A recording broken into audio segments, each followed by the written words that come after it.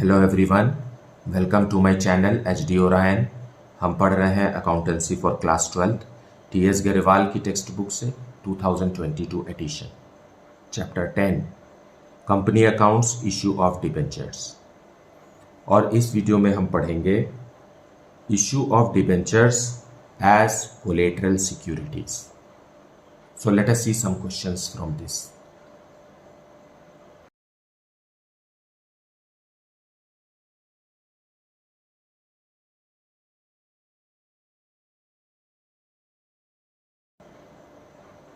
सो question में जाने से पहले हम पहले समझ लेते हैं कि कोलेटरल सिक्योरिटी होता क्या है। फाइन, जैसा कि बुक में लिखा हुआ है, collateral security is the security given to the lender in addition to the primary और प्रिंसिपल सिक्योरिटी। कंपनीज बहुत सारा लोन लेती हैं बैंक्स से अगेंस्ट देयर एसेट, है ना। कुछ एसेट्स को गिरवी रखती है, मतलब मॉर्गेज रखा जाता है और उसके अगेंस्ट में कंपनी बैंक्स से लोन अवेल करती है। लेकिन वो होता है प्राइमरी सिक्योरिटी, जिस एसेट को कंपनी ने बैंक को दिया है as a security, that is the primary security.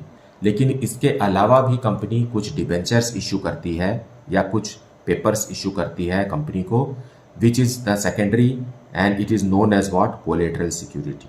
So primary और principal security is the security given by mortgaging the asset. जैसे कि कोई भी प्रॉपर्टी है, plant, equipment, bills receivable, against which the loan is taken. Fine, ये property तो कंपनी ने बैंक को दिया ही है, लेकिन साथ में कुछ एडिशनल प्रॉपर्टी भी इशू करती है, उसे ही हम कोलेटरल सिक्योरिटी कहते हैं। और कोलेटरल सिक्योरिटी का एक तरीका है इशू ऑफ डिबेंचर्स। फाइन, सो ऐसे डिबेंचर्स को collateral security is realized by the holder only if the due amount, that is loan plus interest, is not paid by the borrower and cannot be recovered by selling the primary or principal security। इसका मतलब ये है कि जब company loan का amount वापस नहीं कर पाती है बैंक को, और बैंक भी उनके प्राइमरी सिक्योरिटी को इस्तेमाल नहीं कर पा रहा है, किसी कारण से वो उसे बेच नहीं पा रहे हैं, तो वो कोलेटरल सिक्योरिटी से पैसा वापस ले लेते हैं। और जब पैसा बैंक को मिल जाता है, फाइन, और कंपनी भी बैंक को उसका अमाउंट वापस कर देती है कभी, तो कोलेटरल सिक्योरिटी वाला डिबेंचर्स वापस कंपनी को दे दिया जाता है। सो कोलेटरल सिक्योरिटी जब डिबेंचर्स के रूप में बैंक के पास होता है, तो बैंक को ये अधिकार रहता है कि वो उस डिबेंचर्स को इशू कर सकते हैं। फाइन, और रीपेमेंट ऑफ लोन के बाद कंपनी को वो डिबेंचर्स ट्रांसफ़र कर दिए जाते हैं। सो इस तरीके से बैंक जो है वो सिक्योर्ड लोन ही प्रदान करती है। फाइन, और आगे यहाँ लिखा हुआ है, these debentures do not carry any right till the time loan is being repaid along with due interest and the lender has not demanded the loan to be repaid। Fine, so इस तरीके से उनको अधिकार नहीं होता है। And further it is written, if the company does not repay the loan, lender may exercise its rights towards debentures being issued as collateral security. So loan का amount वापस नहीं करने पर बैंक जो है डिबेंचर्स से पैसा वसूल सकती है। So to understand the accountancy part of it, fine, accounting part of it, let us see the questions related to it. So question number 27. A company took a loan of rupees 4 lakh from Bandhan Bank Limited and issued 8% debentures of rupees 4 lakh as a collateral security. Explain how will the issue of debentures be dealt with in the books of the company.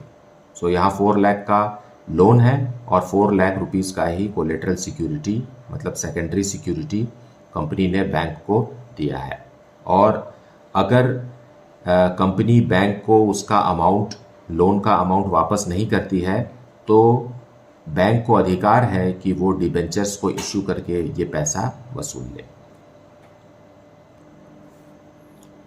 So solution 27, in order to understand the concept of collateral security, find issue of debentures as collateral security. तो इसके दो methods हैं। पहले में हम debentures issue करने का entry करते हैं और दूसरे में नहीं करते हैं। लेकिन बैंक से जो लोन लेते हैं उसका एंट्री तो कंपनी को करना ही होगा। Bank account debited to loan from bank. 4 lakh rupees का लोन कंपनी ने ले लिया है। 4 लाख ये एंट्री तो कंपनी को करना ही पड़ेगा, है ना। Being amount loaned from bank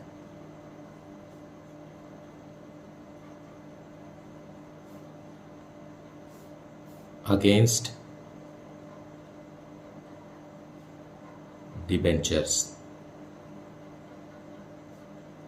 as collateral security. अगर क्वेश्चन में कुछ ना कहा गया हो तो हमें सिर्फ लोन के बारे में ही बैलेंस शीट में भी शो करना है।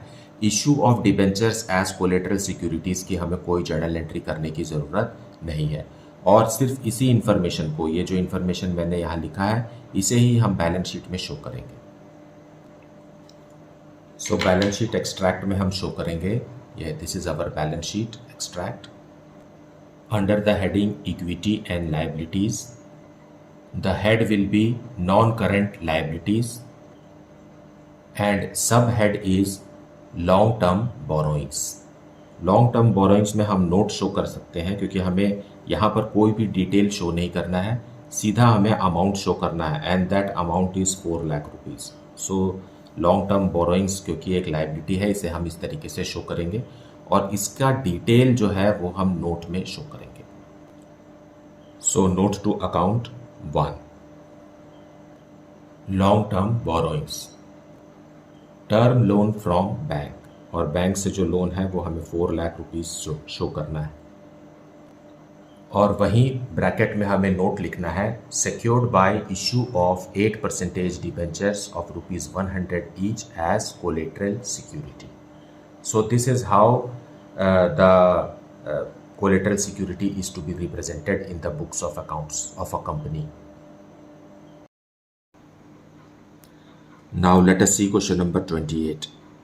Best Barcode Limited took a loan of ₹5 lakh from a bank giving ₹6 lakh 9% debentures as collateral security. Pass journal entries regarding issue of debentures if any and show this loan in the balance sheet of the company. यहाँ हमें issue of debentures के लिए भी journal entry पास करना है और 6 lakh rupees का collateral security है जबकि 5 लाख रुपीज़ ही लोन मिला है। Solution 28 in the books of best barcode limited journal entries. सबसे पहले हम बैंक लोन ले लेते हैं। Bank account debited to bank loan. Bank loan is for ₹5 lakh. 5 lakh rupees का बैंक लोन लिया है कंपनी ने। ये एंट्री तो कंपनी को करना ही है, भले इशू ऑफ डिबेंचर्स का जो जर्नल एंट्री है वो ऑप्शनल है, लेकिन ये एंट्री तो कंपनी को अपने बुक्स में मेंटेन करना ही है। Now being loaned from bank. Now अब क्योंकि क्वेश्चन में साफ साफ लिखा है कि issue of debentures as collateral security की भी एंट्री कीजिए, इसलिए हम यहाँ उसकी एंट्री कर रहे हैं। अदरवाइज बस ये एंट्री से ही हमको पता चल जाता है कि बैंक से लोन लिया गया है। फाइन। यहाँ हम डिबेंचर सस्पेंस अकाउंट ओपन करेंगे and 9% debenture, okay, 9% debenture suspense. क्योंकि बैंक अकाउंट तो पहले ही इसके लिए डेबिट हो चुका है। Fine, to 9% debenture account and this is for ₹6 lakh. 5 lakh के लोन के लिए कंपनी ने 6 लाख रुपीज़ का कोलेटरल सिक्योरिटी लिया है। Being issue of debentures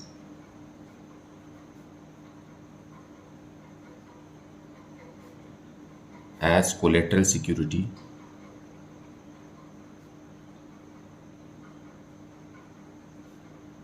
for bank loan.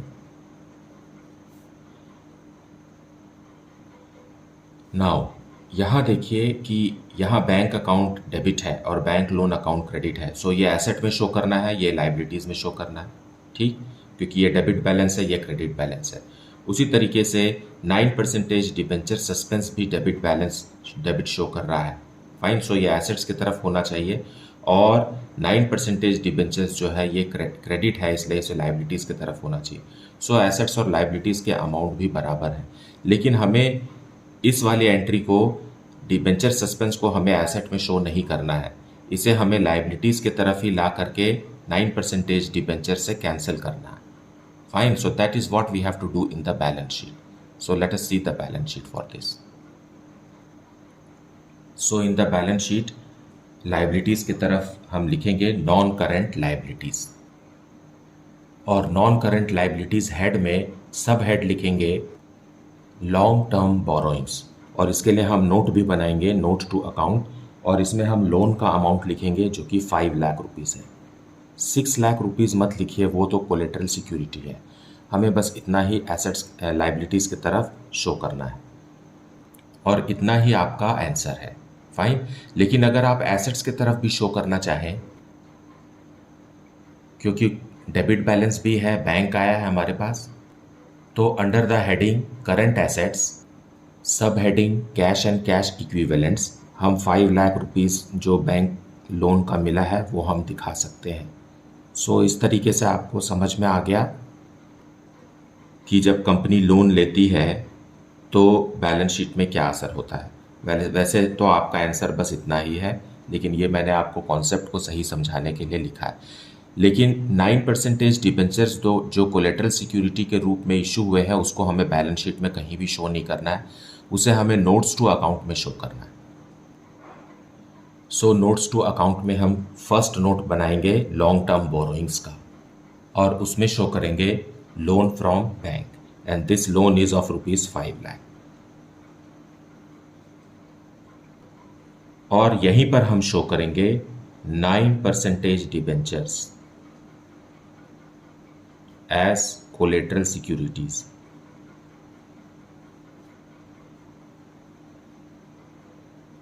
Fine, और 6 लाख रुपीस का है, इसको हम कैंसिल करेंगे, लेस मतलब ये माइनस का साइन है, 9% debenture suspense,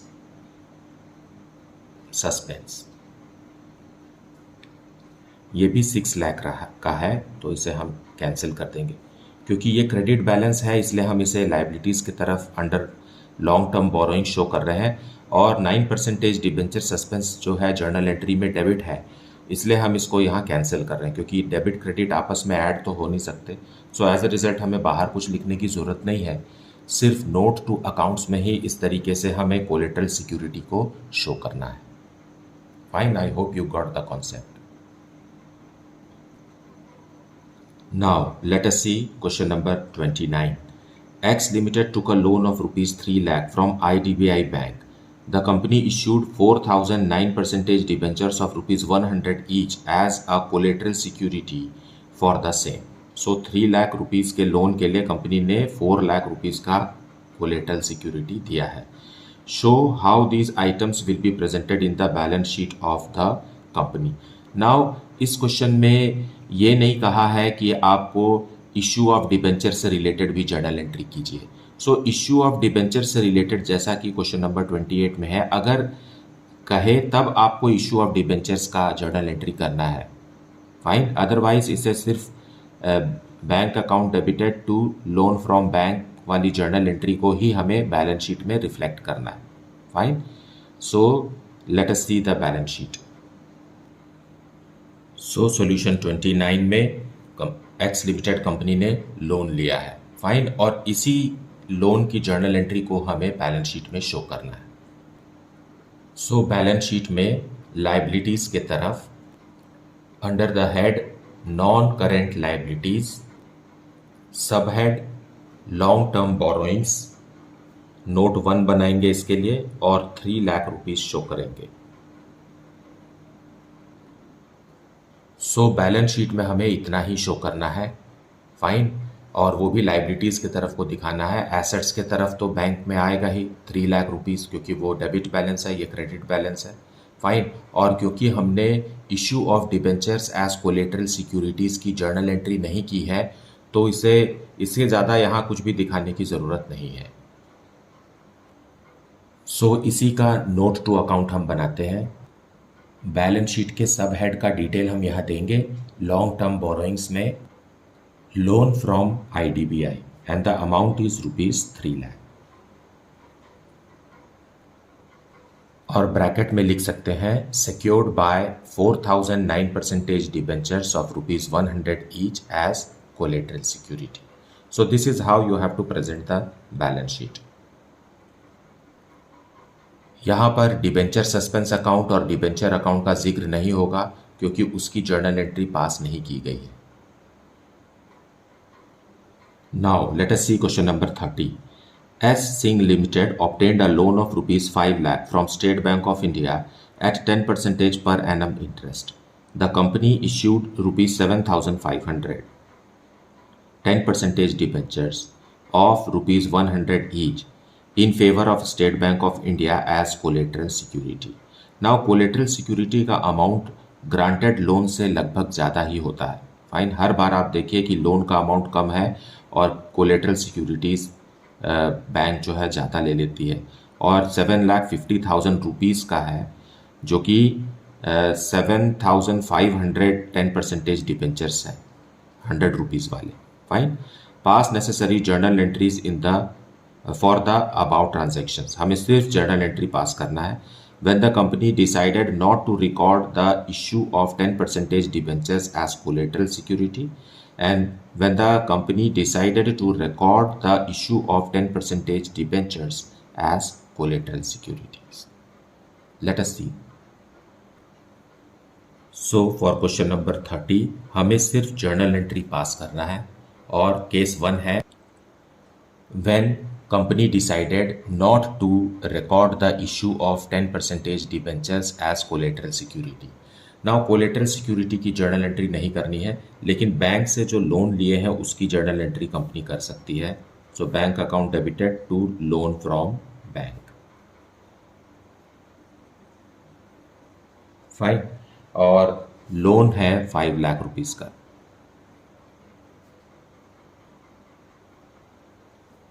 being loaned from bank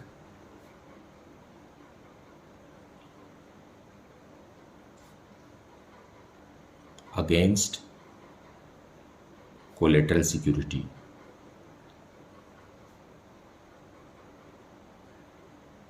So this is the only journal entry which you need to pass. अब केस 2 में है when company decided to record the issue of 10% debentures as collateral security. For this पहले तो bank की entry करेंगे, same entry as before, bank account debited to loan from bank. Loan लिया गया है ₹5 लाख का।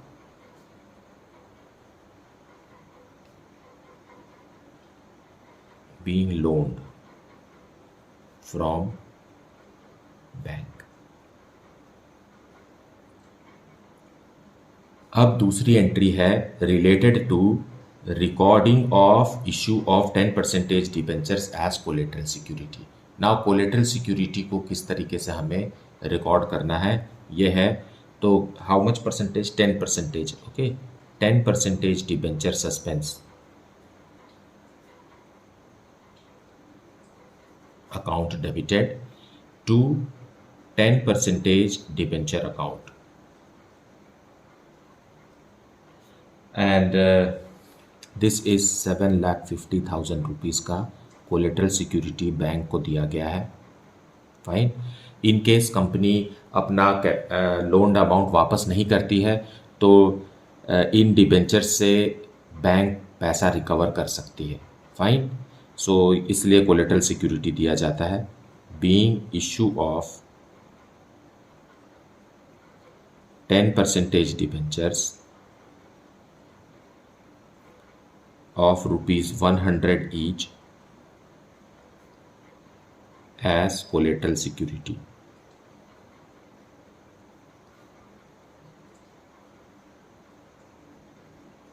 For loan.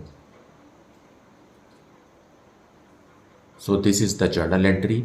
और ये जो सेकेंड एंट्री है ये तभी करना है जब क्वेश्चन में साफ साफ लिखा हो कि आपको कोलेटरल सिक्योरिटी के लिए भी जर्नल एंट्री करना है। और इसका बैलेंस शीट कैसे बनाना है ये हम क्वेश्चन नंबर 27 और 28 में डिस्कस किए हैं। So you can refer back to those questions in the same video. Fine. मुझे उम्मीद है कि आपने इस वीडियो को अच्छे से देखा है, एक्सप्लेनेशन को भी अच्छे से सुना है, आपको कॉन्सेप्ट भी समझ में आ गया है। Despite this, if you are having any doubt then please put it in the comment section. Thank you so much for liking, subscribing and sharing this channel. And if you have not yet, then please do like it, subscribe it and share it with your friends. Thank you so much for watching this video.